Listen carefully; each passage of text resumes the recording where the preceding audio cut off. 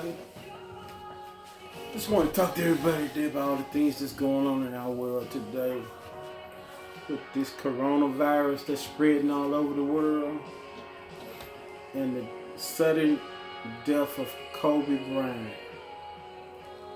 I just listen to people on the news and listen to people on social media and on the radio and all of these things, these calamities that have come up on us and come up on our world, starting to bring fear and anxiety upon a lot of the people in the world and in our society.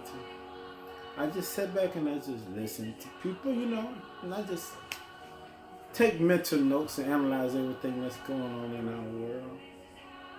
And I was listening to Ricky Smiley talking about all the things that's happening in our world, and he offered up a prayer for all the people that was in fear that something bad might happen to them or happen to their children.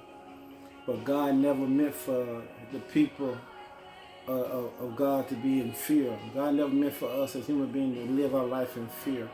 For the Word of God said, for God's not giving us a spirit of fear, but of love, power, and a sound mind. So God don't want you to live your life in fear, thinking that disaster may suddenly come upon you at any moment or at any time. God wants you to have fun in life. He wants you to enjoy your life, but He wants you to also give Him your life. And by giving Him your life, He said, he who lose their life for His sake, they should also find their life. God wants you to live your life where you live your life in reverence and respect to Him also. God wants you to serve Him. He wants to be in fellowship with you. So God wants to live your life each and every day in fellowship with you. And if you walk each and every day in fellowship with the Lord, you have no reason to fear.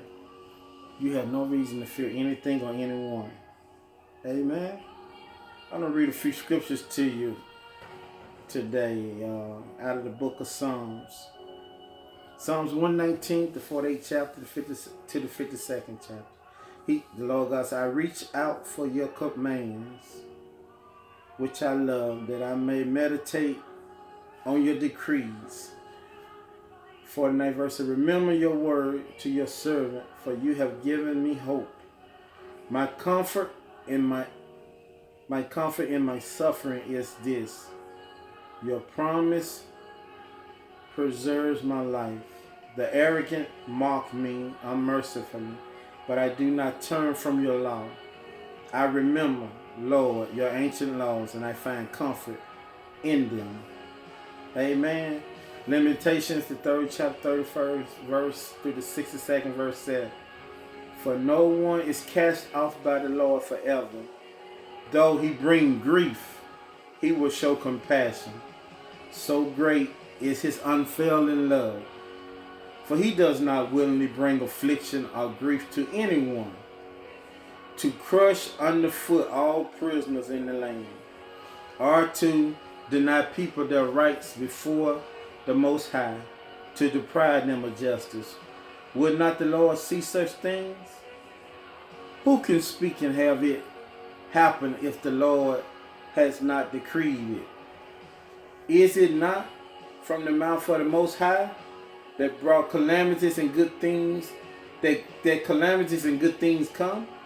Why should the living complain when punished for their sins? He said, let us examine our ways and test them. Let us return to the Lord. Let us lift up our hearts and our hands to the God of heaven and say, we have sinned and rebelled, and you have not forgiven. You have covered yourself with anger and pursued us. You have slain without pity. You have covered yourself with a cloud so that no prayer can get through. You have made us scum and refused among the nations. All our enemies have opened their mouth wide against us. We have suffered terror and pitfall, ruin and destruction. Streams of tears flow from our eyes because our people are destroyed. My eyes will flow unceasingly without release.